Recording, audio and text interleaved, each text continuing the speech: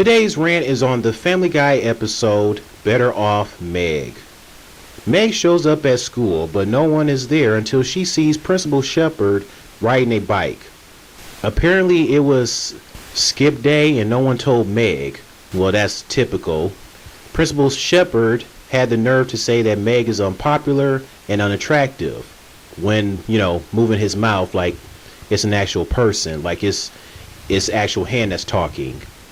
Either way, what a jerk. Meg returns to the house and no one is there, so she calls Lois and the Griffin family are out having fun.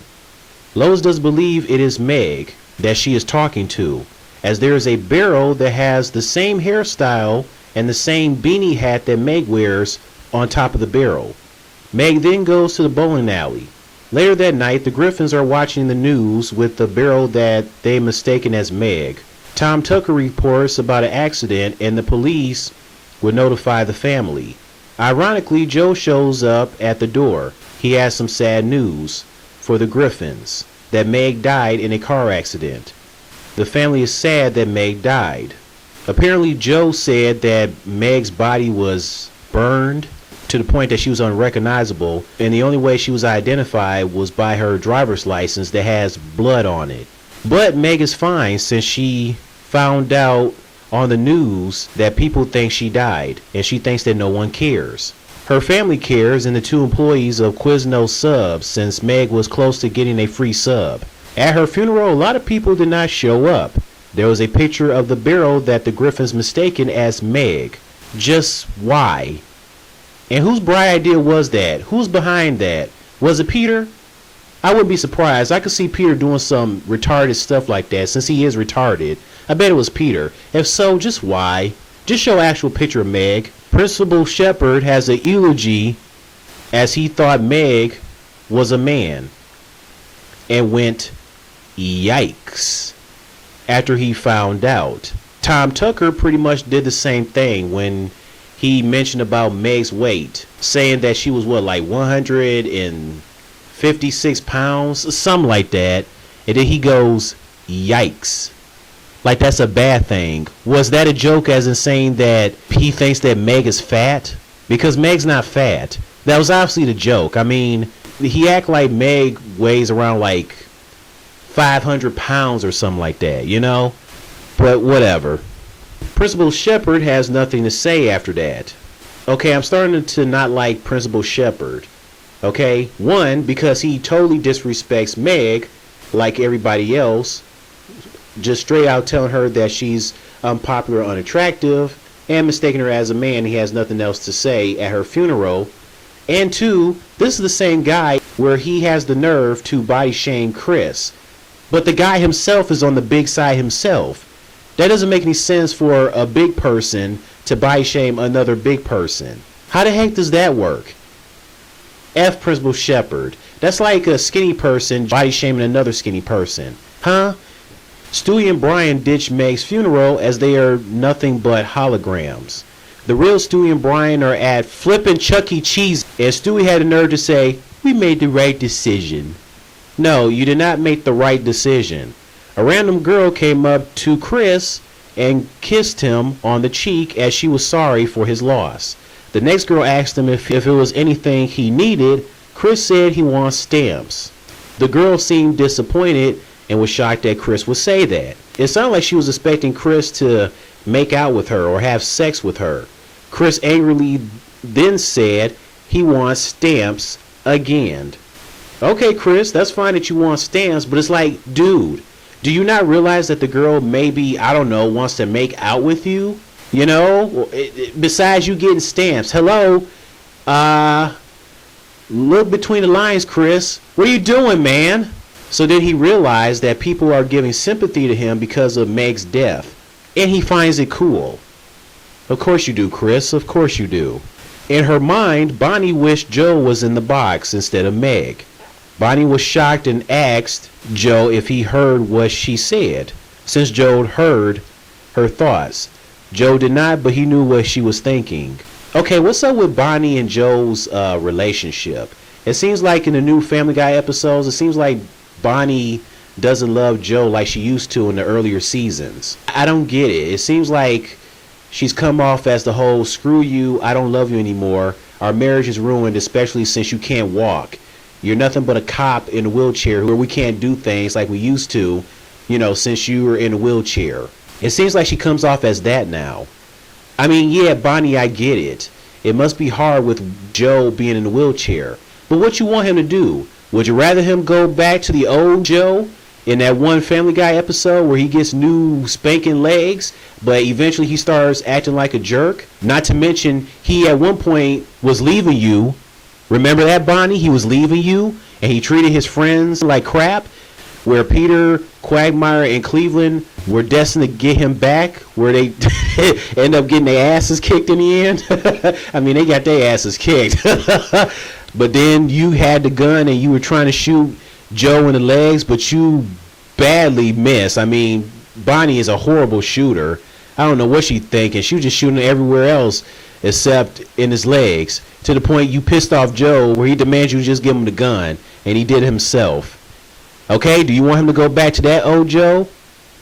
I don't think so. So you might as well accept Joe for who he is and what you have. Anyways, Meg is at her funeral and doesn't like the fact that a lot of people were not there. She moves on with her new life as she goes by the name Natalie when she meets new friends. One night, Lois cries as she is still mourning over Meg's death. Peter tells her to stop it. I mean, he gets really irritated. Stop it, Lois. Stop it. Stop it. Get over it. Meg is no longer here. She's not with us anymore, so stop it. Stop crying. She's not coming back. Stop it. It's like, who are you to tell your wife to stop mourning over your daughter? Okay? The woman deserves to mourn. That's your daughter. Why aren't you mourning, Peter? You retarded prick. So Lois asks if anyone had anything nice to say about Meg. No one said nothing. It was literally cricket sounds. Are you kidding me? Why are you doing this to Meg? Brian guessed everyone was expecting him to say something. So Brian says something. But Stewie figured it out that Brian was saying something from Forrest Gump. Brian then breaks down and cries as he misses Meg. And then Peter did the same thing, telling Brian to stop crying over Meg, just like he did with Lois. Again, Peter, who are you to tell somebody to stop it? Brian has the right to mourn over Meg. Just because your retarded ass is not doing it doesn't mean everybody else shouldn't. Brian asks Stewie if he has anything to say about Meg. Really, Brian? We're talking about Stewie. You really think he has something nice to say about Meg? All Stewie had to say was, on the bright side, at least they don't have to worry about spending their money on toilet paper, as he pretty much complained how he didn't like how Meg would just wipe her butt like it was burnt chili in a pot. I have to admit, that was pretty funny. I mean, Stewie is funny. And that was it. That was pretty much the only thing he had to say about Meg. I mean, what do you expect? That's Stewie. Stewie never really had anything nice to say ever to Meg. Even though that's his sister, and you would think he would actually somewhat give a damn. Chris is loving the fact that he is now popular. I mean, the kid was even wearing a shirt that says, "Dead sis, who dis?" What the heck? He gets a phone call from Meg. He now knows that Meg is alive. Meg meets up with Chris outside. Meg tells Chris that she misses him and the family. Wait a second. I thought Meg said she wanted to move on as Natalie. Now all of a sudden she come to realization that she misses her family. Chris then has some news to tell her, but only to trick Meg by pushing her into a van, because he wants to continue being popular and he doesn't think that Meg should be seen right now. I'm pretty sure the viewers at home, after watching this episode, now hate Chris for that. I bet the viewers were saying things like, "You selfish fat tub of lard." I mean, Chris came off so freaking selfish. I mean, even Meg said this when she was tied up to a chair, where she said, "Damn it, Chris, I don't care if you're popular now. Chris, you really think your sister gives a damn about you being popular? You selfish fat tub of lard." It sucks that Meg and Chris are unpopular at school, but Chris comes off as a selfish piece of crap in this episode. So then he taps on the van twice. The guy is like, what are you doing? And Chris didn't understand why the guy didn't leave, as Chris said that the guy should know that it's a universal signal that you can leave. We pretty much have seen this in television and movies. But the guy says he didn't know about that, because usually the only time he knows it's time for him to leave is if somebody says, all right, okay, or once in a while, yup. So Chris said, all right, you can go, you can leave. So as the guy is going, he puts the van in reverse and he runs over both of Chris's feet. And Chris is starting to get pissed. As Chris, he goes from getting very impatient and pissed off with the guy to absolutely angry. As Chris goes, ah, what are you doing? That's what you get, Chris. I guess you could say that's karma for what you did to Meg. Meg manages to escape by hitting her head while her nose bleeds and passes out, where she's blown away in a river full of blood. Oh, plus it was funny when she was checking out her own grave. She told Siri to play that song by Seal, Kiss from a Rose. The song is played, but you hear an actual seal making a her noise. I'm like, yo, really?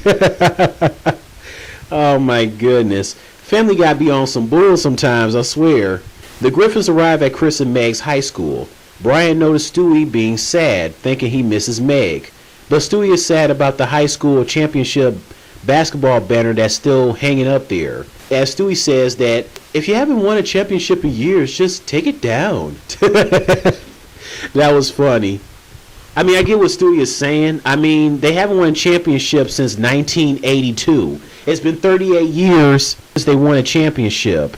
So I get what Stewie is saying, but hey, they might as well keep it up, because who knows how long they'll win another championship. Who's to say? Keep it up just to look back on the championship victory back then. Meg shows up, and everyone is shocked to see her alive. Meg tells Lois that Chris was the one behind her fake death by pushing her in the van. Lois says Chris would never do something like that. Chris confessed to the entire school. So he confessed to the entire school. But then it gets to the point where it's like, has he forgotten that Meg is alive? Talking about if Meg were here today. And then Meg says to him, I'm right here. And then after that, people cheer for what Chris said. So Meg gets pissed off, rightfully so, and she pushes Chris out the way so she can speak. It is like they totally ignore her, like she doesn't exist, and they chant for Chris. I'm like, well, seriously? Enough is enough. I thought we were past the whole Meg being treated like crap. This is ridiculous. Lois hugs Meg. She's glad that she's fine. And Brian said he's just glad this ordeal is over. And then Stewie said, when this is what over? Over. Doing from the walkie-talkie. Yeah, going back to that one classic scene where Stewie kept effing with Brian about the whole over thing with the walkie-talkie. Over! Classic. Yeah, they brought that back for this episode. So this has been my rant on the Better Off Meg episode. I give this episode like a D-, pretty much. I didn't really care for this episode. It was another disrespect to Meg, treating her like crap. Nobody missing her when they thought that she was deceased, except for the Quiznos subs people and I guess her family, but I don't know. Oh, and what was up with that one scene where Lois tells Stewie about the cookies that she made with Meg growing up? And then you see like some blurred cookies. And then Stu was like, are those dongs? Lois is making penis cookies? Why, Lois? Why would you make penis cookies, especially when Meg was growing up? Because I'm looking at the cookies, I'm like, wait, why are the cookies blurred out? Since when have we seen blurred cookies? I'm like, what? Why are the cookies blurred out? I'm like, seriously, Lois, that was just random. I will say that I do appreciate Lois actually caring for Meg when she thought Meg died, when she mourned over her death, and when she was so happy that Meg was fine in the Better Off Meg episode. At least Lois actually cared. It made me think of the old Lois when she was a caring mother who cared about her children, including Meg. Because we all know that, ever since like the other episodes since Family Guy's revival, Lois didn't really care for Meg that much. She treated her like crap, just like Peter did, and not caring about Meg. But it was nice and refreshing to see her actually care about Meg and that she's fine. This has been my rant. Like I said, tell me your thoughts on this episode. Alright, see ya.